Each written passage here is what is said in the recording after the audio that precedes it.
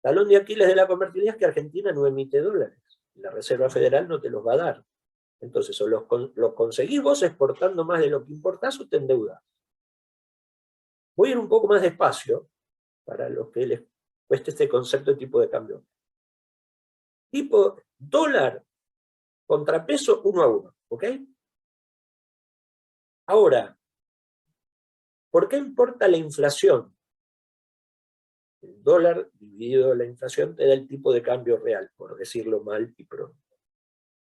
¿Por qué es eso lo relevante para exportar o no, y no solamente el dólar? Supongamos que yo acá, digamos, Vera produce pulóveres en Argentina, y Juan produce el mismo pullover con la misma tecnología. ¿Dónde vivís, Juan? ¿En qué país vivís? No te escucho. Yo vivo al norte del estado de Nueva York, en Estados Unidos. Bueno, perfecto. Digamos en Estados Unidos. Y ahora bien, supónganse que el comercio está equilibrado, ¿no? Se venden y se compran. Ahora, supongamos que acá hay inflación.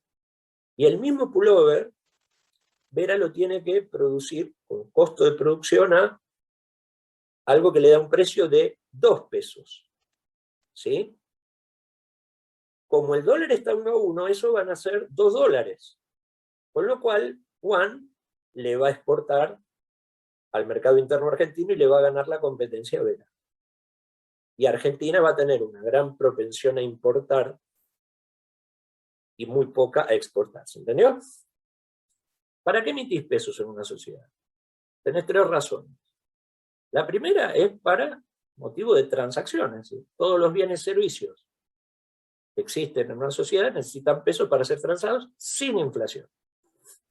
Si vos emitís mucho más que lo que se necesita para realizar transacciones, por ejemplo, porque tenés déficit fiscal, eso va a ser inflacionario. Si no, no. Y pesos por motivos especulativos. Es decir, los que quedan en los mercados financieros. Entonces, si vos no tenías los dólares necesarios, no funcionaba la economía. ¿Ok? Porque no podías emitir ni los pesos para comprar un rulemán. Por eso, la convertibilidad necesitó, como un respirador artificial, que ingrese deuda toda la década al sector público o sector privado. Y acá ni estamos hablando de déficit fiscal, estamos hablando de un problema del sector externo, que son los dólares que no generaba el sector privado. Por lo tanto, para acumular reservas, tuviste que endeudarte.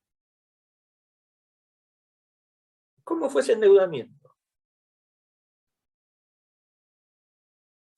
Vamos a hablar de déficit fiscal y de la lógica de déficit fiscal y de deuda.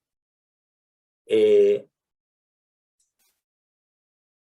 la primera mitad de los 90, debido a las privatizaciones, entraron los dólares que necesitabas para emitir los pesos, ¿no? Dada la ley de convertibilidad, demandados esos dólares por el sector privado. Vinieron dólares para comprar empresas. Y además hubo un fortísimo ingreso de capital.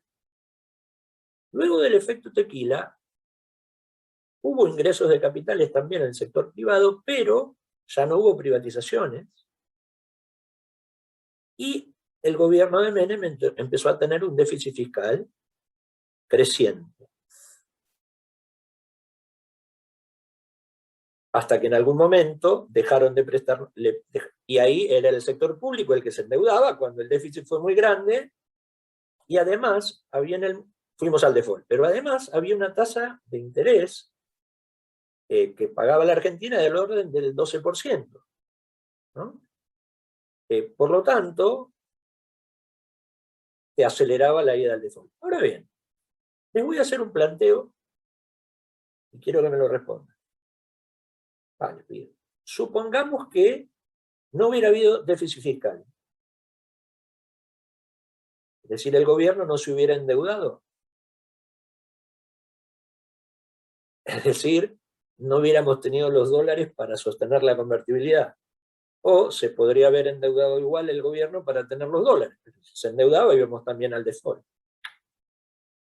¿Problema fiscal o problema externo? Los escucho.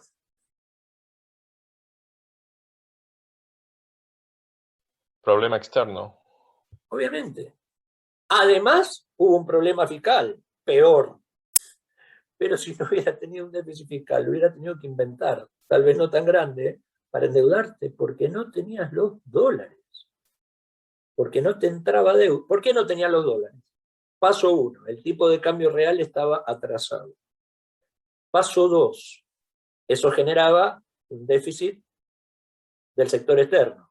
Por lo tanto, se te iban más dólares de lo que te entraban. Paso 3, necesitabas dólares para emitir pesos porque estabas en convertibilidad para que la economía funcione.